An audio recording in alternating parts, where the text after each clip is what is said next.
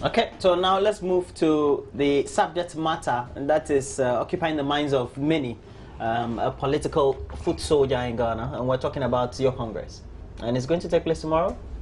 Yes. Fortunately, we're out of the doldrums with the court issues that had intended to perhaps encapsulate the whole event, and perhaps also truncate the whole event in many respects. Well, Roland, thanks again, and yes, all looks set for tomorrow's Congress. Indeed, I'm aware that advanced parties have left to Kumasi to ensure that everything that will make us have an incident-free and free Congress is done. I know that accommodation has been secured, and the regional executives from every region has put in place how delegates will move from their various regional capitals to the Congress, and well, foot soldiers and delegates, observers, national executive members of parliament, DCs, ministers of state are all well fired up for the Congress. For us in parliament, we will sit today, this morning. We'll do some work till about midday, and then we'll adjourn and move to Kumasi, come back and continue our work on Monday. And so all looks set, albeit a lot of things flying around, which you should expect. Once it's a race where many people are contesting and competing for positions, you would find various camps intensifying their last-minute campaigns.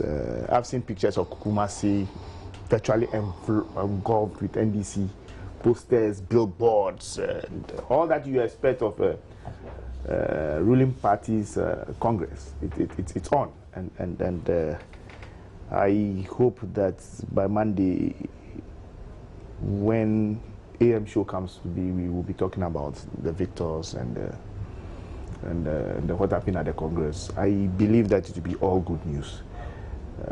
So between now and tomorrow, if in the event of nothing intervening happening, I think that's all is set for a good Congress. Well, Fred, it's as if nothing really happened prior to today.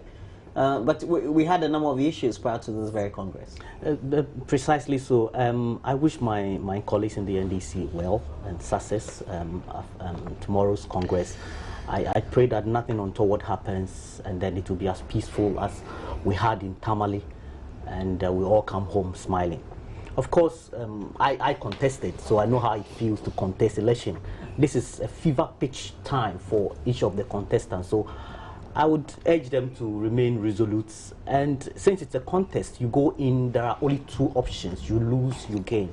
Whether you lose or you gain, it's a collective responsibility of everybody to ensure that we move our democracy forward. It's a requirement per the laws of our land that in-house, every party must have elections and members must be elected. So I think they are doing the right thing. Prior to today, there had been issues.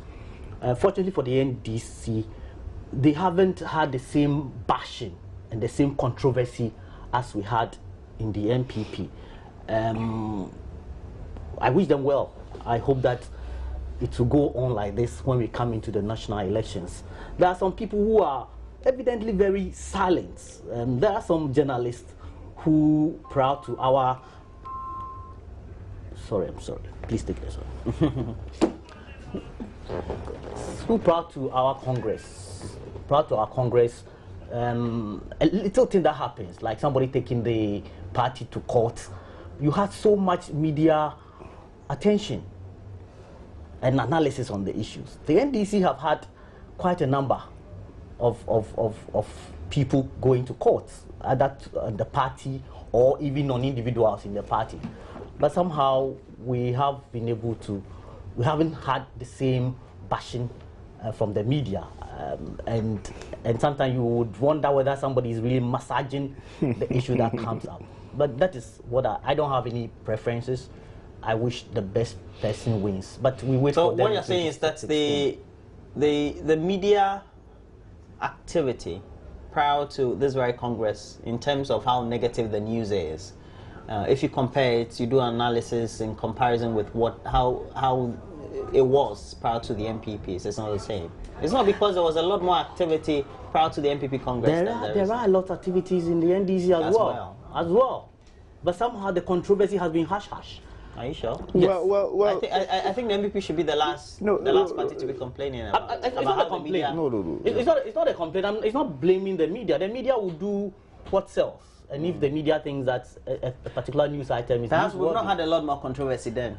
Really? Intense controversy. Really, I don't want to rehash some of the things. No, we have to talk about some of the things. Yeah, but you see, it's interesting the angle my brother comes from, and I think that is he in one vein may look like a concern that is justified, in the sense that you see a lot of things have happened, but in the NPP's case, the challenge they had was that even though it was an internal contest, the way members of the party conducted themselves when there's a matter in court, they themselves, as deepens the controversy by the kind of things they came out to say against each other and things like that.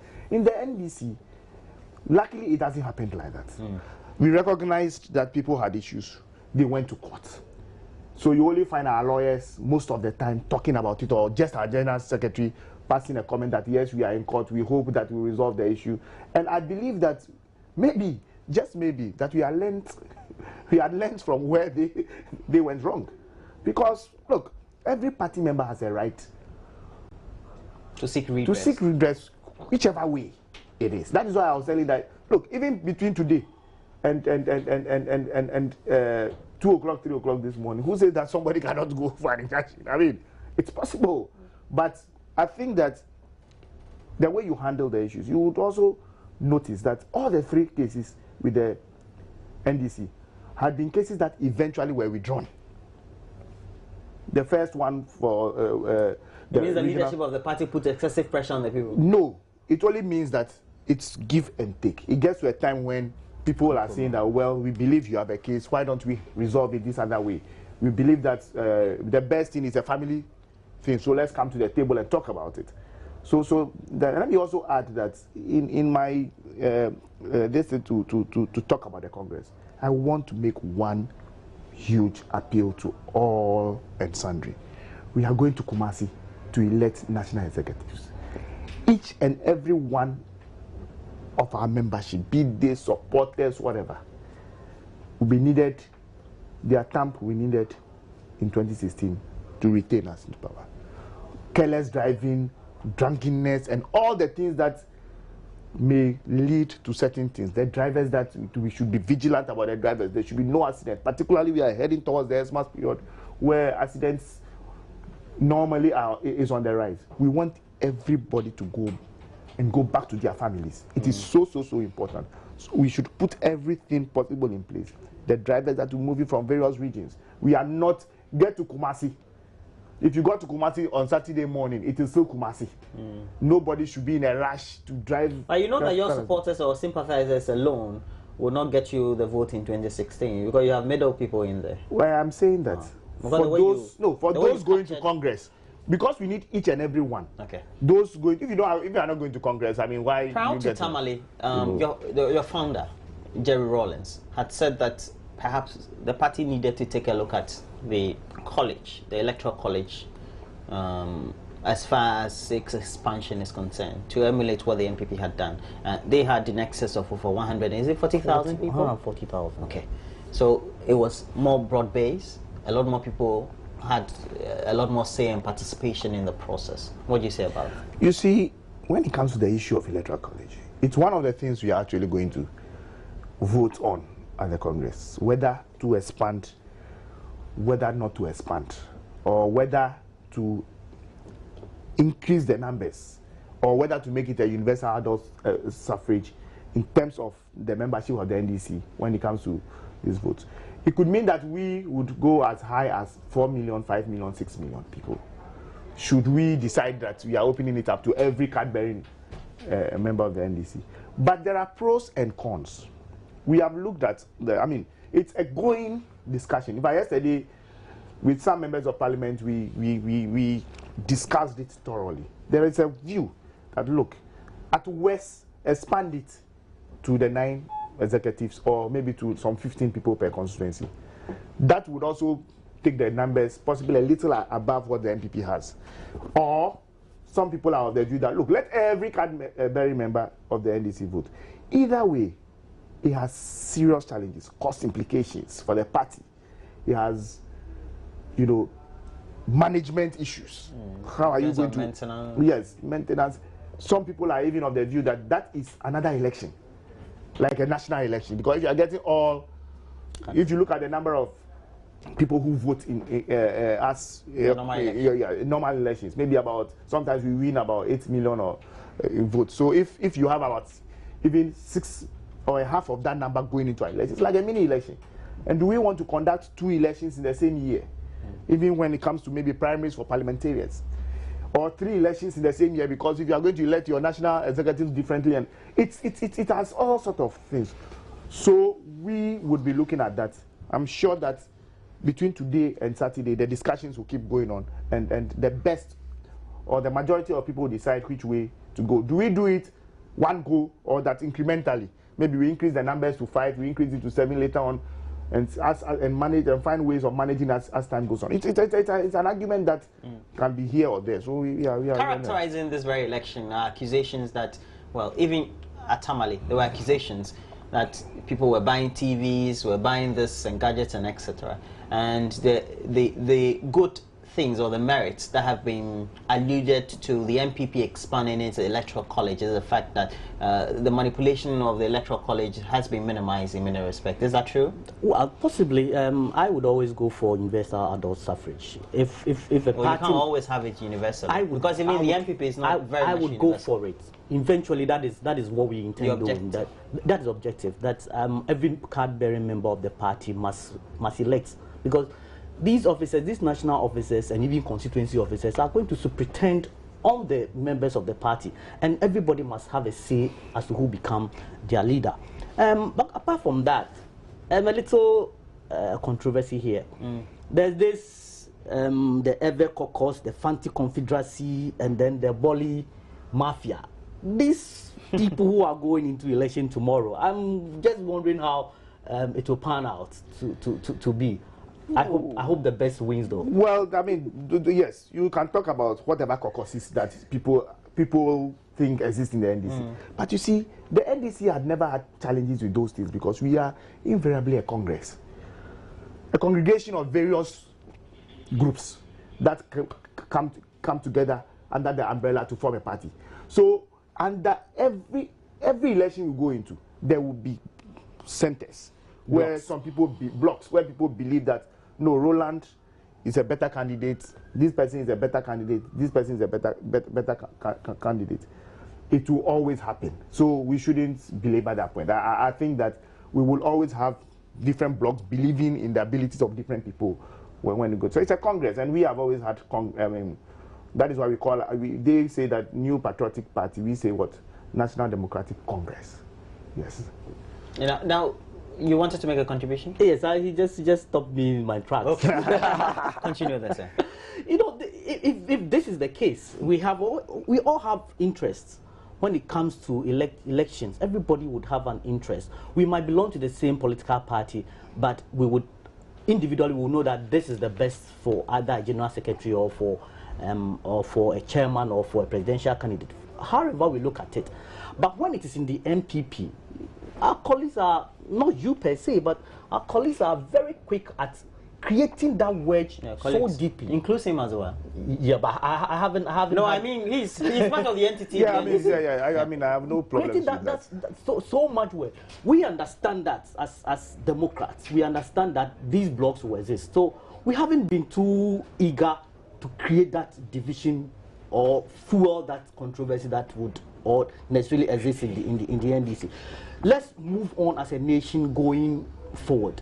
That electing leaders should not be a contest of violence or of insults.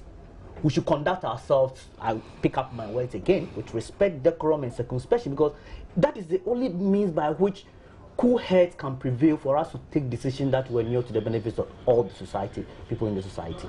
As the NDC heads for Congress, and I want to ask him this question first. I'll ask you, because you're in the opposition, what do you think most confronts the party as it heads into 2016? Because these leaders ultimately will have to be able to manage the party very well towards 2016. 2016, yes. If they are able to come out and be united post-Congress, then they can have a good bite at 2016. But for me, every incumbent has a huge disadvantage going into elections, because it is just your past records. And this day when doomsaw is coming, when the government has been so adamant to reducing fuel prices, even though the world market prices. But that's far off. By 2060, it wouldn't matter. This very subject of income. It will matter. I'm just seeing how we are going to resolve our issue in 2 years' time, especially electricity and other utilities. So I am in opposition. I am working so hard to unseat the government, and so whatever I'll do will not be for TV discussion. I wish them well, like I wish everybody, even your worst enemy, you wish your worst enemy well. I just hope that we as a party will learn from what is going on, because we need to. It's a constant improvement on what we've done so far. The NDC have been taking after us.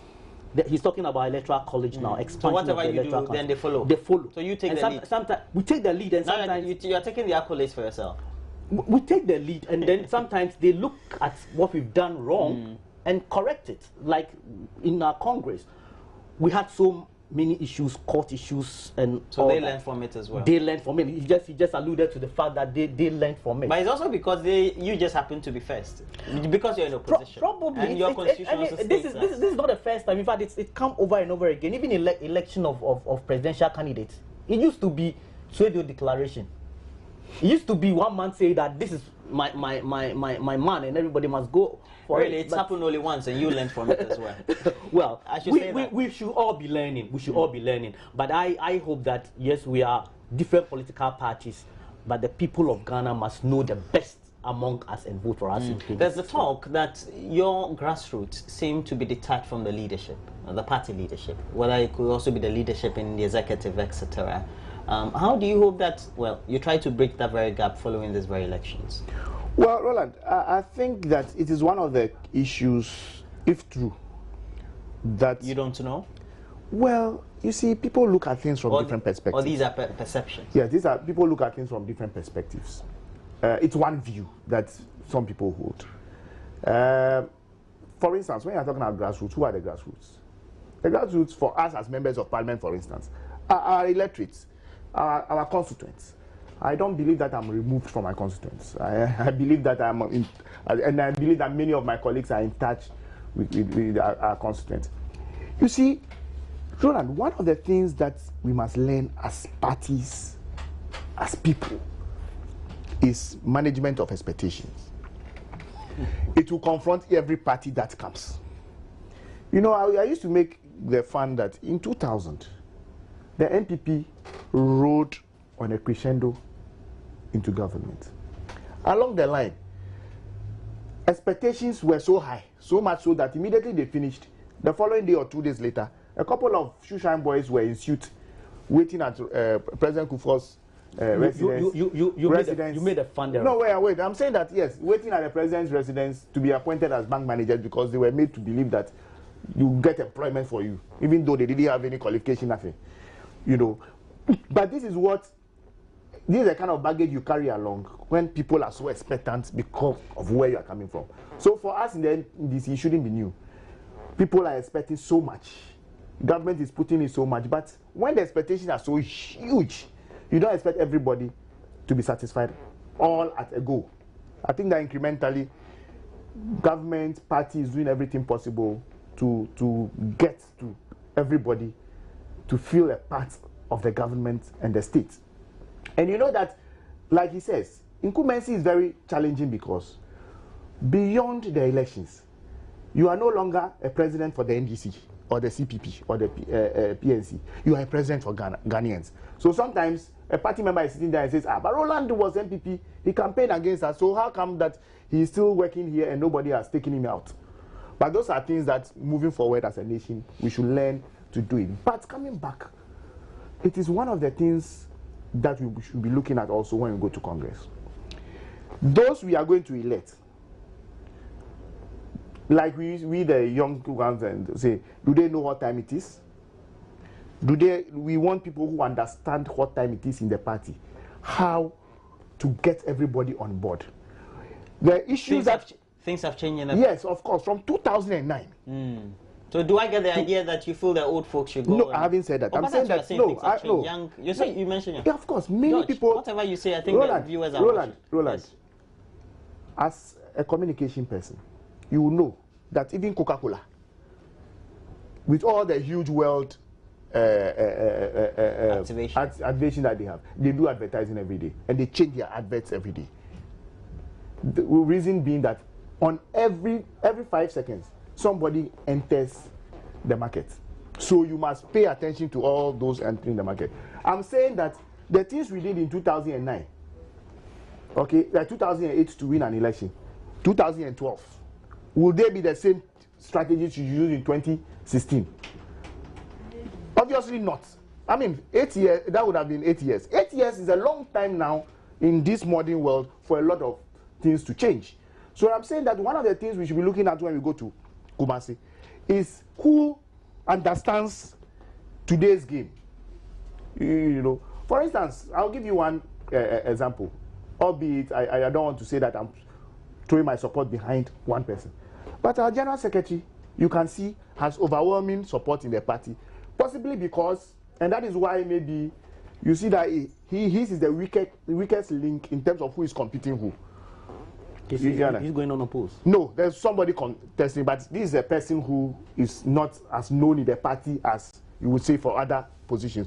All because many people think that he seems to know what time it is. Yes, know what time it is, and he seems to be playing his game. So the rest don't know because no. What I'm saying that no. You see, what I'm saying is that I'm not saying the rest that they will go. I am saying that Roland, at any point in time, the question people are going to ask. Your statements are very revealing. No, you see, Roland. And it talks about the mindset. Roland, I am saying to you that we will not go to Congress, and no party does that, where you have 100% retention. We will be looking at certain areas. Some people would lose, some people will come on board, new people will come on board. Maybe because of the message they did what? They carried around. Maybe because of the way they told people they would do things. And they've been speaking to us. Even as members of parliament, they come and meet us as members of parliament and say that, look, this is where we are. This is what we've done before. This is how differently we want to do it. So those are the things that will make people take a decision as to who we want to run the party. It is not just going to be that because you have been there for 8 years, 12 years, 15 years, we think that you should continue. No, if you are doing the right thing, we'll give you the blank check, say, oh, go on. But I'm saying that others have come and they brought new ideas. People will be looking at those ideas, weighing them against what they are. Our opponents have changed. Not in name, not in character, but indeed. The MPP of yesteryear is different. They have a different, today you have that Kobna Japan and focus. How are they playing their game? The Sir John game is over. Who understands the Kobna Japans of today and the focus strategy to be able to match them boot to boot? Those are the things we are going to look out for. We are not going to. It means there will be change because from where I am saying that yes, there will be change. Okay. Obviously, there will be change in certain positions. Don't say more. There will be changes. I mean, I expect that there should be a change. There will be change. Yes. There'll be a change in 2016 as well, and I'll take it from management of expectations. It's not expectations prior to the election. It's even expectation whilst you are in government. You're still telling Ghanaians, you're still telling your supporters that things will be well. Of course. Whatever happens in tomorrow, after tomorrow's Congress, as a party, we are looking at 2016.